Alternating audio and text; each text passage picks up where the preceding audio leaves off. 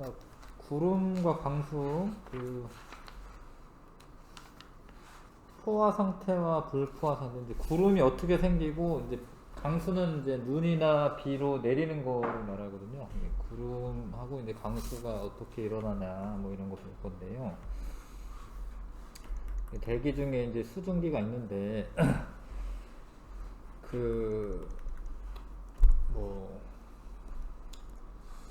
용해도 같은 거 배울 때, 용해도랑 되게 비슷하거든요. 용해도 배울 때, 포화 상태에 있는 경우가 있고, 불포화 상태에 있는 경우가 있는데, 그 곡선이랑 되게 비슷합니다. 2학년 때 배운 거랑.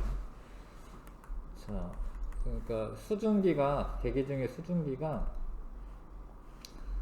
뭐 이런 거였는데, 공기 1kg당 몇 g까지 있냐, 뭐 이런 거예요. 예, 공기가 1kg 있을 때 수증기가 몇 g 있냐. 그래서 여기 뭐 이 C점은 25도씨에서 이 C라는 공기는 수증기가 10g까지 있다 이 소리예요. 자, 근데 이게 한도 끝도 없이 많을 수가 없어요. 왜냐면 얘네가 수증기가 많다 보면은 자기네들끼리 응결을 해.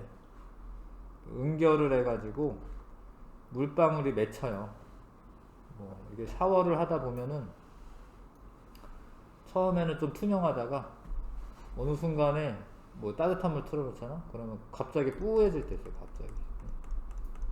그때 이제 수증기가 물방울로 맺히는 겁니다. 응결이 되는 겁니다.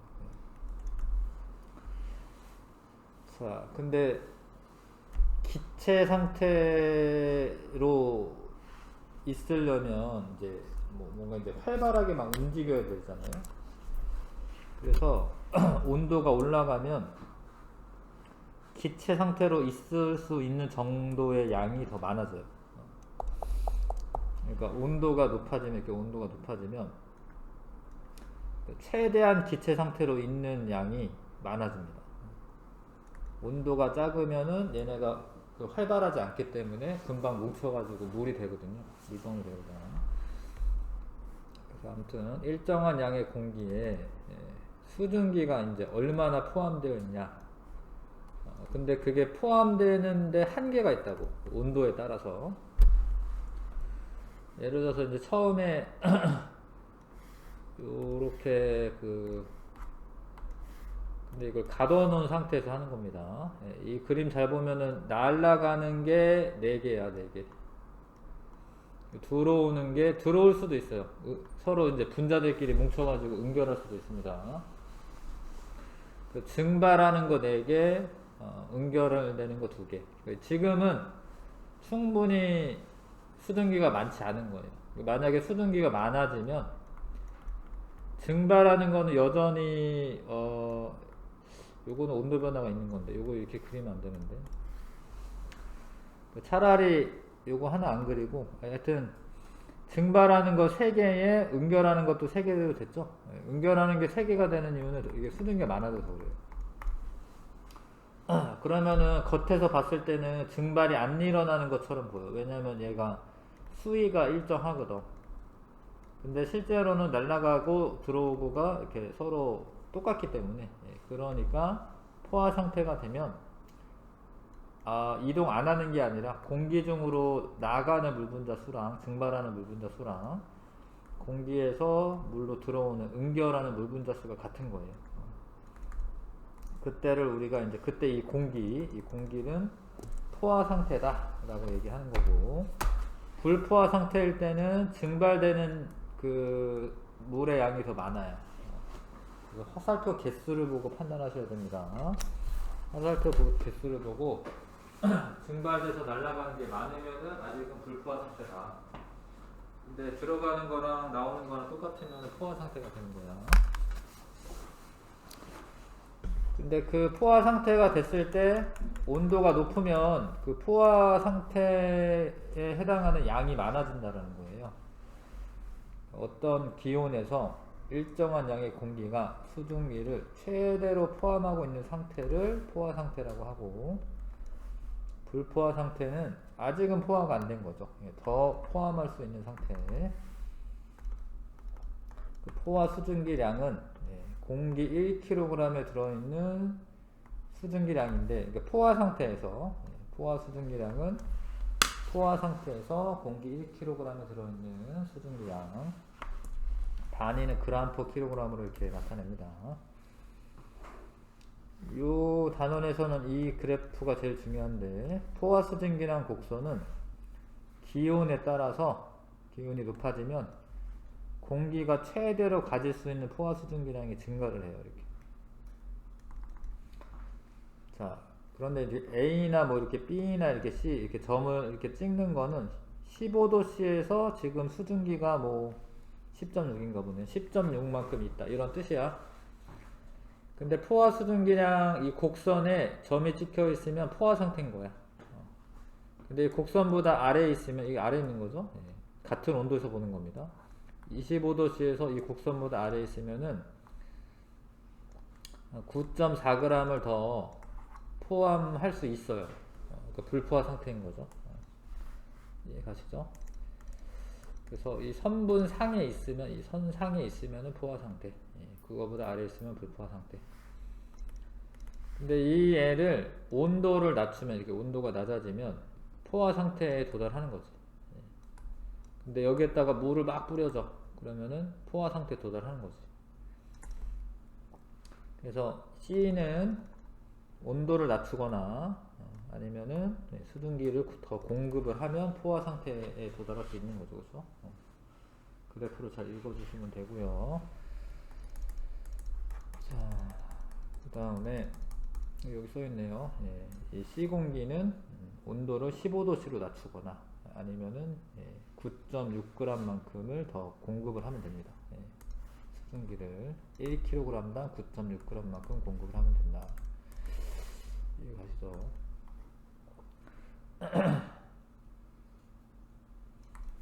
이게 이제 물의 높이 변화는, 이제 이게 오픈된 상태면은 계속 다른 데로 날아가기 때문에 점점점 수위가 줄어드는 거야.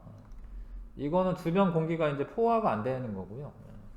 이렇게 막아 놓으면은 어디 못 날아가고 이렇게 수증기가 갇혀 있잖아. 그러면 응결하는 속도가 증가를 합니다. 그러니까 사실 온도가 일정하면은 증발하는 속도는 일정한 거예요, 원래는.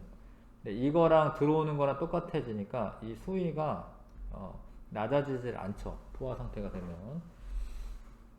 그래서 며칠 지난 다음에 나는 이제 그대로인데 가는 줄어드니까 높이가 나가 많은 거고, 증발한 양은 가가 많은 거죠. 증발한 양은 가가 많습니다. 자, 그 다음에 이슬점은, 자, 공기 중에서 수증기가 물방울로 변하는 현상, 이런 거를 응결한다라고 하고, 그러니까 공기 중에 수증기는 기체잖아, 기체가 응결하기 시작할 때의 온도를 이슬점이라고 해요. 온도를 이슬점이라고 합니다. 그러니까 요런 공기가 있었는데 냉각이 되다가 20도씨부터 응결이 되겠죠? 포화가 되니까. 그러면 요 A 공기의 이슬점은 20도씨다, 이렇게 말하는 거야. A 공기의 이슬점은 20도씨다. 더 냉각을 해, 예를 들어서 10도씨 더. 그러면 요 차이만큼 어떻게 되겠어요? 응결이 되겠죠. 물방울이 되겠죠. 응결량 구하는 거 14.7에서 7.6 빼면 되죠. 용해도를 이용해 가지고 그 석출되는 양 구할 때 이런 방법을 했거든요. 그거랑 비슷합니다. 그래서 A 공기 이슬점은 20도씨고요. 응결이 시작되는 온도가 뭐 정이긴 하고, 불포화 상태 공기가 냉각되어 포화 상태가 될 때 온도라고 해도 되고요. 불포화 상태 공기가 냉각될 때 포화 수증기랑 곡선과 만나는 점의 온도, 뭐 이런 거 다 이슬점에 해당하는 거죠. 응결량 구할 수 있다. 근데 중요한 게 이슬점은 변화되는 요인이 실제 수증기량 때문에 변화되는 거야. 온도 때문에 변화되는 게 아니라. 무슨 얘기냐면, 얘가 이런 수증기량이 14.7 있던 애가 만약에 온도가 40도씨야, 예를 들어서. 뭐 40도씨야. 40도씨가 되면 포화 수증기량은 증가를 하는 거예요. 포화 수증기량은 온도에 따라 달라지는 거예요. 포화 수증기량은 온도에 따라 달라지는 거예요. 근데 실제 수증기량이 같으면 얘는 어차피 이슬점은 쭉 내려가다가 20도씨가 되면 응결되는 거예요. 이거 뭔 얘기인지 알겠어요? 그러니까 실제 수증기량이 잘 봐. 실제 수증기량이 많아야지 이슬점이 바뀌는 거예요. 실제 수증기량에 의해서 이슬점의 변화가 생기는 거지 온도에 따라 생기는 게 아니에요. 실제 수증기량이 많으면 이슬점이 높은 거예요. 이 말뜻 이해해야 됩니다. 실제 수증기량이 낮으면 이슬점이 낮아지는 거예요. 10도씨로 낮아지죠. 그 다음에 응결량은 공기가 냉각되어 이슬점보다 낮은 온도가 되면은 응결이 되는데, 그거만큼이 이제 구름이 만들어지는 거. 사실 이거 배워서 뭐 하냐면 나중에 이제 구름이 왜 만들어지냐 뭐 이런 거, 이런 거. 이게 이제 온도가 떨어지다가 만들어지는 건데, 구름이 어떻게 만들어지냐 뭐 이런 거 배우는 거야. 자, 그래서 헤어드라이어로 이렇게 가열을 하면 좀 증발이 되겠지? 수증기가 이렇게 있었겠지? 근데 찬물에, 이게 뚜껑 막았네요. 찬물에 넣으면 온도가 떨어지겠죠? 그럼 여기 수증기로 있던 애들이 응결해가지고 이 안에 안개처럼 이렇게 뿌옇게 되는 거예요.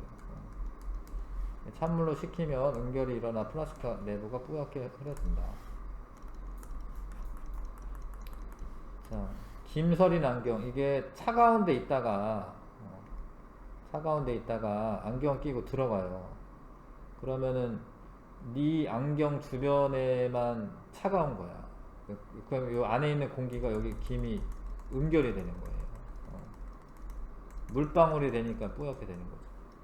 또는 뭐 따뜻한 뭐 라면을 먹는다. 그러면 뜨거운 그 수증기가 이렇게 올라오다가 여기가 차갑잖아요. 얘보단 차갑겠지. 온도가 떨어지니까 응결이 되는 거예요. 새벽에 이슬이 맺힌다. 마찬가지고 온도가 낮아졌을 때 응결이 돼서 이슬이 맺히는 거고요. 차가운 캔 표면에 물방울이 맺힌다. 캔 놔두면 공기가 막 떠다니고 있는데 수증기가 여기가 차가우니까 여기서 응결이 되는 거예요. 이슬점에서 포화 수증기량이 실제 수증기량이랑 같다. 이 말을 이해하셔야 되는데, 잘 봐라. 여기 실제 수증기량인데 얘의 이슬점은 20도씨지? 20도씨에서 포화 수증기량이랑 실제 수증기량이랑 같다고.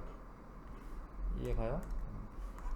이슬점에서의 포화 수증기량이랑 실제 수증기량이랑 같다고. 이슬점은 실제 수증기량으로 포화 상태가 되는 온도이므로 이슬점에서의 포화 수증기량은 실제 수증기량과 같다. 그러니까 뭐 A 공기의 이슬점은 20도씨야. 20도씨에서 포화 수증기량이랑 실제 수증기량이랑 같다고. 이해가시죠? 이렇게 자, 어떤 공기가 수증기를 최대로 포함하고 있는 상태를 포화 상태라고 하는 거고, 포화 상태에서 공기 1kg에 들어있는 수증기량을 포화 수증기량이라고 하는 거고요.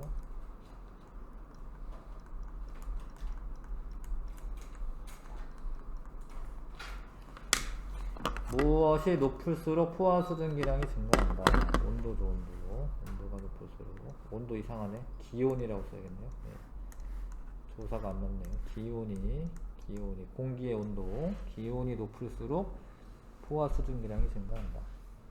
공기가 냉각되어 수증기가 응결하기 시작할 때의 온도를 이슬점이다. 이슬점. 무엇이 많을수록 이슬점이 높다.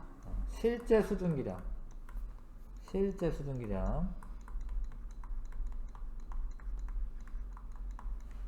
이슬점에서의 실제 수증기량에서 냉각된 온도에서의 포화 수증기량을 빼면 응결량이 나와요. 응결량.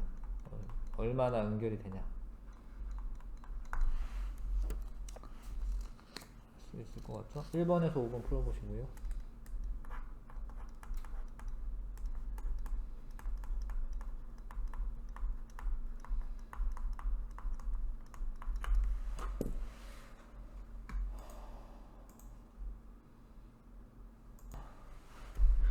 일정량의 공기가 포함할 수 있는 수증기량의 한계가 있습니다. 기온이 높을수록 포화 수증기량이 증가라는 거고요. 예, 이슬점이 높을수록 포화 수증기량이 증가한다. 이게 관계가 없어요. 이슬점이 포화 수증기량이 증가하려면 기온이 높아야 돼. 기온이 높을수록이야. 상관이 없어요. 이슬점이랑 상관없습니다. 이슬점은 실제 수증기량이랑 상관이 있는 거예요. 기온이 높을수록 이온 이슬점도 높아진다. 안 그래? 뭔가 그럴 것 같지만 안 그래요. 그럴싸하지만 기온이 높다고 이슬점이 높아지는 게 아니고 실제 수증기량이 많아져야 되는 거예요. 공기 중에 포함된 실제 수증기량이 많을수록 이슬점이 높아지는 거예요. 그러니까 높은 온도에서 이슬로 되는 거예요. 높은 온도에서 수증기량이 많으면.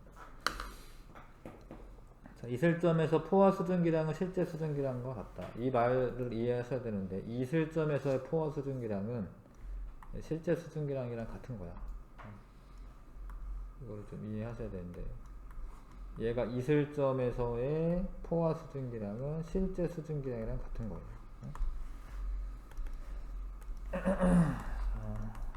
이 공기의 기온은 표를 잘 읽어라 이거죠. 30도씨. 실제 수증기량은 요거 쭉 따라가서 읽으시면 돼요. 뭐 단위까지 쓰면 이제 20.0g/kg 이렇게 되겠네. 근데 포화 수증기량은 그 온도에서의 포화 수증기량을 말하는 거야.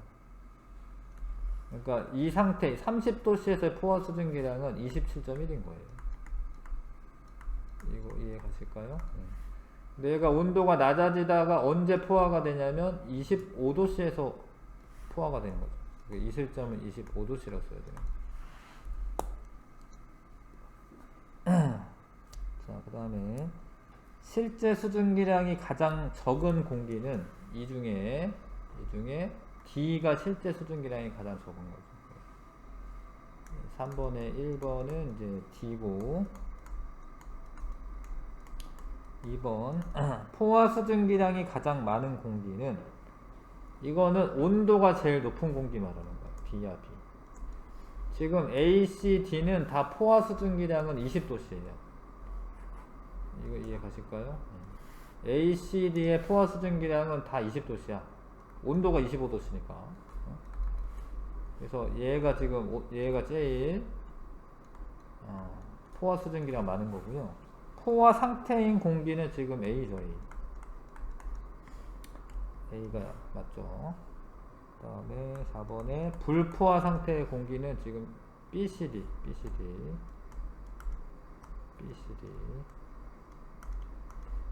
5번. 자, 이슬점이 가장 낮은 공기는 D예요. D. 왜냐면 얘가 온도가 낮아지다가 포화 상태가 되는 온도가 10도씨잖아. 이슬점 제일 낮은 거예요. 얘는 20도씨. 얘는 지금 25도씨가 이슬점이야. A는. B도 25도씨가 이슬점이에요. B도. A, B 둘 다 실제 수증기량이 같기 때문에 이슬점이 똑같은 거예요. 됐죠? 그 다음 4번에 B 공기를 포화 상태로 만드는 방법이다. B 공기를 포화 상태로 만들려면은 25도씨로 낮추거나 25도씨로 이제 낮추거나 몇 g을 더 공급하면 되냐면 이거 빼보시면 7.1g을 더 공급하면 됩니다. 7.1g. 뭐 이제 공기 1kg당 7.1g을 더 공급하면 된다. B를 15도씨로 냉각시킬 때 응결량을 구하라. 5번. 15도씨까지 냉각이 되면 포화 수증기량이 10.6이잖아요. 그렇죠? 원래는 20.0 있었습니다. 20.0 있었는데 10.6까지만 기체로 있고요. 나머지 9.4g은 응결이 되겠죠? 이해 가시죠? 자,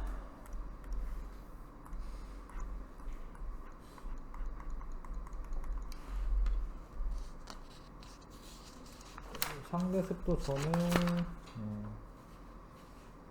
상대 습도까지는 해야겠네요. 상대 습도라는 거는 그냥 습도라고 해도 보통 상대 습도를 말합니다. 절대 습도는 1세제곱미터당 수증기가 몇 그램 있냐 이런 건데, 우리가 말하는 건 습도가 몇 퍼센트냐 이렇게 퍼센트 개념으로 말하거든요. 현재 습도가 뭐 100%다 뭐 그런 식으로. 그래서 그거는 이제 상대 습도를 의미해요. 절대 습도는 그냥 진짜 몇 그램 있냐 이런 거고요.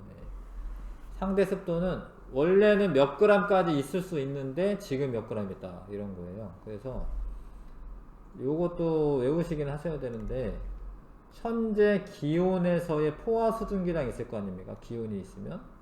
그러니까 A면 25도씨면 포화 수증기량이 20이야. 20까지 있을 수 있는데 만약에 20이 있다. 그러면 100%라고 하는 거예요. 근데 지금 A 공기는 10.6까지 밖에 없는 거예요. 그러니까 현재 기온에서의 포화 수증기량 분의 지금 실제 수증기량, 그러니까 포화 수증기량분의 실제 수증기량 곱하기 100. 실제 수증기량은 10.6 있다 이거죠. 5분의 1이니까 53% 이렇게 계산하면 되겠네. 무슨 얘기인지 아시겠죠? 만약에 100%라고 해도 전부 다 물로 있다는 뜻은 아니야. 이거 농도 개념이 아니라 이거는 상대 습도이기 때문에 원래 전체 포화 수증기량만큼 뭐 수증기가 있다라는 거예요. 비 내리는 날은 거의 100%가 되는 거예요. 그래서 이거는 자, 포화 수증기량 분의 실제 수증기량 말하는 겁니다. 곱하기 100. 만약에 포화 상태다. 그럼 100%가 되는 거지. 비가 막 내린다. 물방울이 막 맺히고 있다. 이건 100%가 되는 겁니다.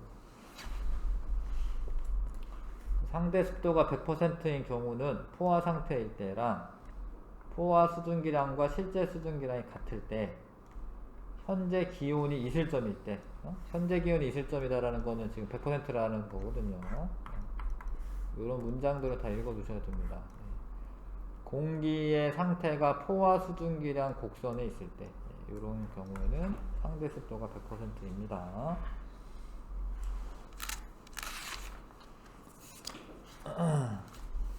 상대 습도의 변화. 자, 상대 습도가 만약에 비가 오지 않은 그냥 뭐 맑은 날이다. 그러니까 이게 그거거든요. 실제 수증기량이 일정하다. 이거는 이렇게 맑은 날일 때, 맑은 날에는 실제 수증기량은 사실 변화가 없지만 온도는 변해요. 아침에 온도가 떨어지죠. 아침에 온도가 떨어지니까 포화 수증기량이 적어져. 그래서 딱 봐도 이게 습도가 어떤 것 같아? 습도가 높은 것 같아? 작은 것 같아? 습도가 높은 거죠? 이 습도 높은 거야 이거. 근데 대낮이 돼가지고 온도가 올라갔어요. 그럼 포화 수증기량이 증가하거든요. 그럼 습도가 낮아지는 거야. 그래서 새벽에가 습도가 높은 거예요. 온도가 낮을 때. 근데 대낮이 되면은 이제 온도가 올라가면서 습도가 떨어지는 거예요. 그러니까 맑은 날에는 새벽에 이슬이 맺히고 이러잖아. 온도가 낮아서 그렇고 습도가 이제 높아져가지고 100%가 돼가지고 그런 거다. 그래서 실제 수증기량은 변화가 없어도 이거는 기온이 낮을 때지. 기온이 낮을 때는 습도가 높아지는 거예요.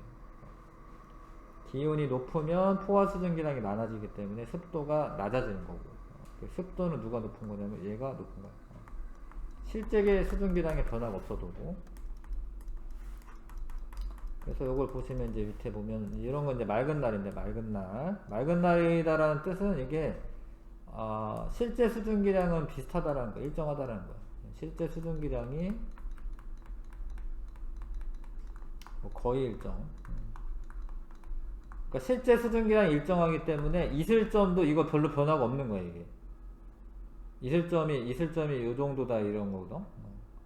실제 수증기량이 변해야지 이슬점이 변하는데 이슬점 이거 별로 변화가 없는 거. 이거는 막 확확 변하지만 이거 안 변하는 거거든요. 자, 그러면은 기온이 올라가면은 포화 수증기량이 상대 습도는 포화 수증기량분의 실제 수증기량이잖아요. 얘는 일정한데 맑은 날 포화 수증기량이 증가를 하면 이렇게 기온이 높아지면 포화 수증기량 증가하는 거죠.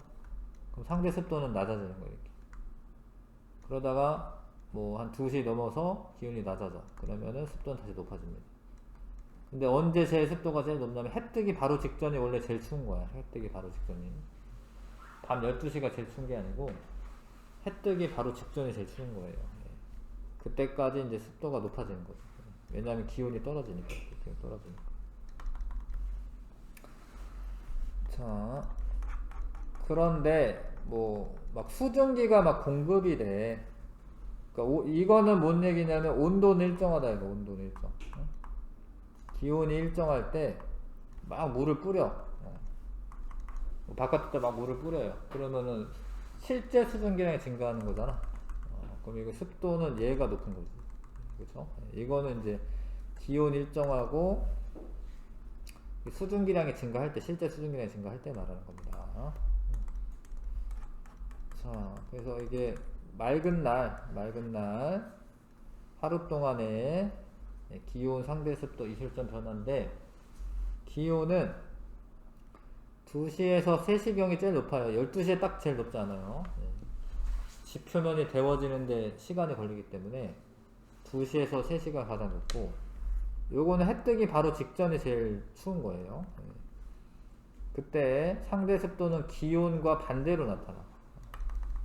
왜냐하면 기온이 올라가면은 포화 수증기량, 분모가 증가하기 때문에 상대 습도는 감소하는 거죠. 이해가시죠? 근데 이슬점이 일정한 이유는 맑은 날에 뭐 수증기가 따로 공급이 되고 이런 건 아니야. 그래서 실제 수증기량의 변화가 없기 때문에 이슬점은 거의 일정한 거예요. 맑은 날. 근데 만약에 비가 오고 이렇다 이러면 좀 달라질 수 있어. 봐. 예전에 이런 문제도 나왔는데 요즘은 잘 안 나오는데, 그러니까 맑은 날은 이슬점이 별로 변화가 없다가 흐려지면서 수증기가 공급이 된 거예요. 이런 식으로.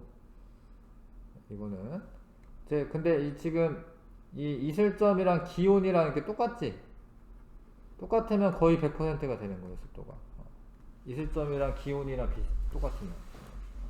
비 오는 날 맑은 날은 뭐 요런 변화가 일어나지만 만약에 흐리고 비가 오면 이렇게 이슬점이 높아집니다.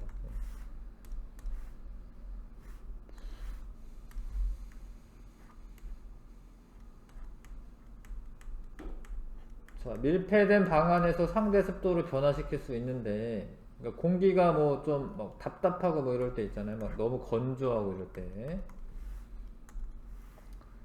자, 그때 만약에 난방을 할 때 기온이 상승하겠죠? 그럼 포화 수증기량이 증가하니까 상대 습도는 낮아지는 거예요. 건조해지는 거예요. 겨울철에 건조한 거예요. 피부가 딱딱 갈라지고 이런 거 건조해가지고. 그러면 이제 가습기를 틀거나 아니면 이제 환기를 시킨다라고 하는데, 사실 창문을 열면 막 수증기가 막 들어오는 것보다 전체적으로 기온이 낮아지는 거야. 그럼 기온이 낮아지면 습도가 올라가요. 기온이 낮아지면. 근데 냉방을 할 때는 습도가 올라가요. 냉방을 할 때는 온도가 떨어지니까. 비 오는 날 얘기했고, 왜 안개가 새벽에 잘 생기냐? 새벽에 추워서 그래. 추워서 포화 상태가 되면서 응결을 하는 거예요. 근데 안개랑 구름이랑 좀 차이점을 볼 건데 좀 이따가, 안개는 지표면에서 이 물방울들이 막 있는 거예요. 추워서. 대낮이 되면은 사라져요. 사실 안개가 낀 날은 맑은 날이에요. 그러니까 오전에만 안개가 낀 거고, 그날은 되게 이제 맑은 날이 됩니다. 그 대기가 안정하기 때문에 그런 거긴 한데, 근데 구름하고는 좀 다른데, 안개는 진짜 온도가 떨어져서 그렇고, 구름은 온도가 떨어지기 위해서 얘가 공기 덩어리가 상승하면서 온도가 떨어집니다. 이게 상승하면서 그 차이는 좀 이따 보고요. 하여튼 안개가 새벽에 생기는 이유는 온도가 낮아서 그렇습니다. 포화 상태가 돼서 공기의 건조하고 습한 정도를 습도라고 하고요. 상대 습도는 현재 기온의 포화 수증기량 분의 실제 수증기량 곱하기 100이고, 기온이 일정할 때 실제 수증기량이 높을수록 상대 습도가 높은 거고요.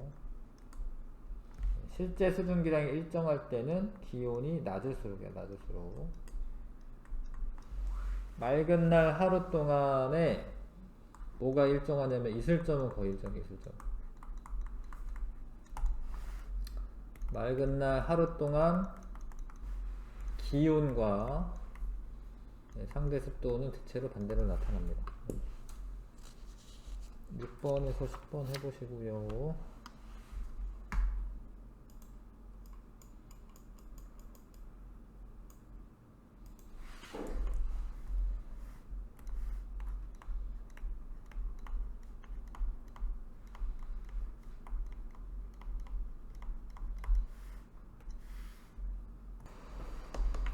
자, 기온이 32도씨 공기 1kg에 15g의 수증기가 포함되어 있다. 근데 원래 32도씨의 포화 수증기량이 30이래. 그럼 포화 수증기량 분의 실제 수증기량 곱하기 100 이렇게 해야지 습도가 나오고 50% 이렇게 나오겠네. 그 다음에 오른쪽 그림은 기온에 따른 포화 수증기량 곡선을 나타낸 것이다. 가로 안에 알맞은 값을 써서 A 공기의 상대 습도를 구하는 식을 완성하시오. A는 25도씨이기 때문에 포화 수증기량이 20이고요. 근데 지금 이렇게 좀 따라가셔야죠. 14.7g이 지금 있는 거야. 요게 식을 완성한 거지. 곱하기 100. 포화 수증기량분의 실제 수증기량 곱하기 100. A, B, C 중에서 다 해당하는 공기를 고르시오. 실제 수증기량과 포화 수증기량이랑 같다. 그러면은 뭐 B죠. 요 곡선상이 있어야 되고, 그런 애가 상대 습도가 100%인 거고요. 현재 기온과 이슬점이 같다. 현재 기온이 15도씨인데 이슬점도 15도씨야. B야. 다 B네요. 그 다음에 3번 A, B, C 공기의 상대 습도를 부등호 또는 등호로 비교하시오. 그러니까 이게 상대 습도는 지금 B가 100%야. B가 제일 큰 거고, 이 둘 중에는 포화 수증기량이 똑같으니까 실제 수증기량이 큰 애가 더 큰 거야. 이거 이해 가세요? 여기 이렇게 찍혀 있어도 습도는 100%야. 그래서 지금 B가 제일 습도가 높은 겁니다.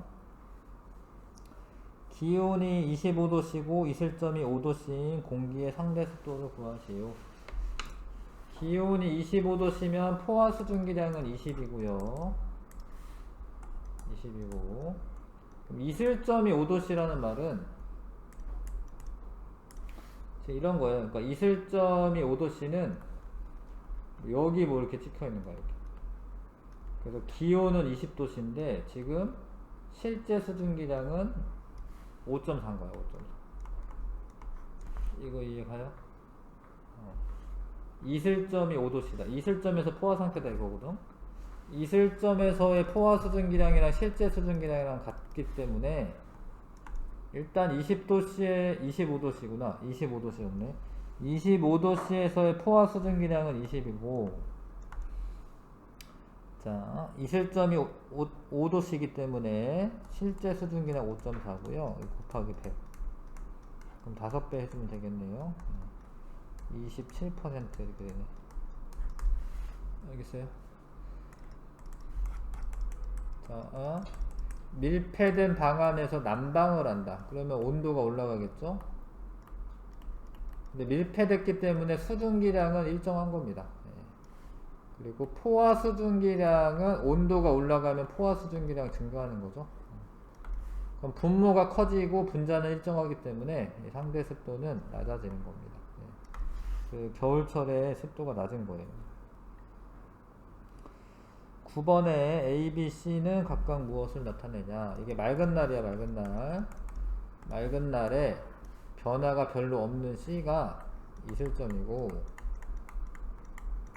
이슬점. 그 다음에 B는 12시 되면 올라갔다가 이렇게 떨어지는 거, 이런 거. 이런 건 뭐야? 기온이죠, 기온. 그 다음에 그거랑 반대로 이제 움직이는 게 상대습도. 이 그림에 대한 설명으로 옳은 거, 맑은 날 기온은 4시에서 5시경이 가장 낮고, 이건 이제 새벽이지, 새벽. 오후가 아니고, 오후 2시에서 3시경이 가장 높다. 맞고요. 맑은 날에는 기온이 높을수록 상대습도가 높아진다. 기온 높아지면 상대습도는 낮아집니다. 맑은 날 이슬점 변화가 거의 없는 까닭은 공기 중의 수증기량에 거의 변화가 없기 때문이다. 동그라미.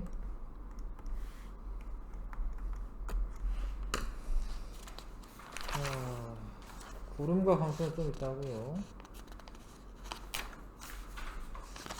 여기서 잠깐 해서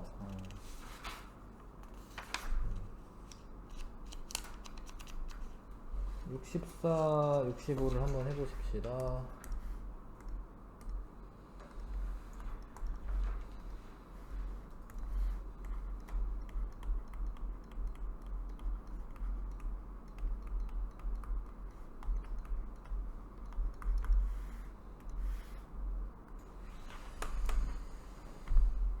자, 그래프 읽는 훈련을 하는 거죠. A의 실제 수증기량은 바로 옆으로 이렇게 쭉 가시면 돼요. 10.6. B는 이렇게 쭉 가면 됩니다. 5.4. C도 5.4. 근데 포화 수증기량은 온도에 따라 달라지는 거야. 온도를 보셔야 돼. 위로 가야 돼요. A는 10.6이고 B는 7.6이고 C는 이렇게 쭉 가는 거야, 이렇게. 그래서 갔다가 이제 만나는 그 수증기량을 읽어야지. 14.7. 자, 이슬점은 온도를 변화주는 거기 때문에 포화 수증기량에 이렇게 곡선에 닿았을 때 온도를 읽으시면 되거든요. B 쭉 가다가 온도 낮아지다가 10도씨가 되면은 포화 상태가 되는 거야. 근데 C도 마찬가지야, C도. 그래서 실제 수증기량이 같으면 이슬점이 같은 겁니다. 이슬점은 옆으로 가셔야 되고, 옆으로 가다가 이제 만나는 점의 기온을 읽으시면 되고요. 응결량은 5도씨로 낮춘다라고 되는데, 근데 이거는 이제 무조건 막 하지 말고 요거 읽으셔야 되는데, 1kg의 공기라고 써 있습니다. 가끔 이제 뭐 2kg의 공기 뭐 이럴 수도 있거든. 그럼 곱하기 2배 해줘야 돼요. 이게 1kg의 공기니까 그냥 그대로 푸는 거야. 그러니까 A 공기가 실제 수증기량이 지금 7.6이 있는데 5도씨로 낮추면 5.4가 포화 수증기량이잖아요. 그거 빼면은 2.2g이 응결이 되는 거야. 근데 이게 만약에 2kg이다 공기, 그러면 2배 해줘야 돼. 계산한다고. 이거는 다 1kg 당으로 지금 공기 1kg 당으로 계산하는 거여서 그렇습니다. 그래서 이거 보고 푸는 거예요. B는 5도씨로 낮춘다. 그럼 지금 10.6 있는데 5.4만 공기 중에 포함할 수가 있으니까 5.2g이 응결량이 되는 거예요. 그 다음에 습도 구할 때는 A 공기는 자, 포화 수증기량이 14.7, 지금 실제 수증기량은 10.6 곱하기 100. B 공기는 10.6분의 10.6. 그럼 100%가 되겠죠? 자, 그 다음에 65쪽에 자, A에서 이 중 실제 수증기량이 가장 많은 것은 이게 A죠, A. 실제 수증기량이 2와 같은 공기는 E랑 같은 공기는 C랑 D. 실제 수증기량을 비교하여 등호 또는 부등호로 나타내시오. A가 제일 많고 다음 B, C, D, E는 같습니다. 포화 수증기량이 가장 적은 거는 온도가 가장 낮아야 돼. 온도가 C. 포화 수증기량이 2와 같은 거는 온도가 똑같아야 돼. 온도 A랑 B. 자, 그 다음에 6번에 포화 수증기량을 비교하여 등호 또는 부등호로 나타내시오. 포화 수증기량 A, B, E가 제일 크네요. 근데 걔네들은 같은 거야. A, B는 온도가 똑같기 때문에. 그 다음에 D, C. 자, 이슬점이 가장 높은 공기는 이슬점이 높은 애는 지금 A입니다. A. 실제 수증기량이 많으면 A의 이슬점은 20도씨고요. B는 15도씨고 C, D, E는 다 5도씨가 이슬점이 되는 건데요. 그래서 이슬점이 가장 높은 공기는 A고요.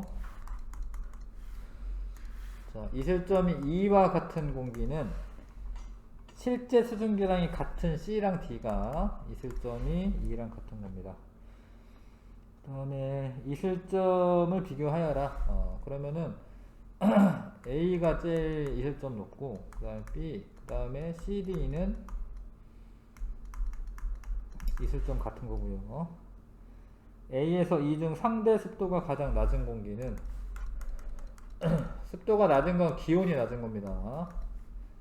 상대 습도구나. 상대 습도가 가장 낮은 건 2네요. 2. 이걸 뭐 다 계산하는 건 아니고, 자, 일단은 A는 100%입니다. A는. 그렇죠? 봐봐. 이거분의 요거야. 상대 습도가. 얘분의 얘. 얘분의 얘. 얘분의 얘. 2가 제일 상대 습도가 낮지? 포화 수증기량분의 상대, 실제 수증기량인데 2가 가장 상대 습도가 낮습니다. 자, 7번에 2번 상대 습도가 가장 높은 거는 A죠. 높은 거는 그 100%에 있는 거 찾으면 되죠.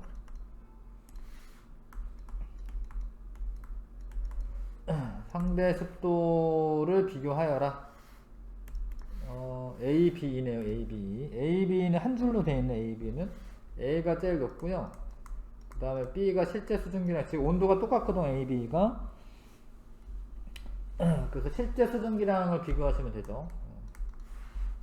그 다음에 CDE에서는 실제 수증기량이 같기 때문에 온도가 낮은 애가 습도가 높은 거. 온도가 낮은 애가. 자, CDE 공기가 같은 값을 가지는 거. 이슬점 실제 수증기랑 같은 값이고요. 0도씨로 냉각했을 때 응결량 이것도 같은 값입니다. 왜냐면 실제 수증기량이 지금 똑같기 때문에 거기서 0도씨에서 포화 수증기량 빼는 건데 그럼 똑같죠. 응결량 똑같습니다. 잠깐 쉬었다가 10분 쉬었다가 할게요.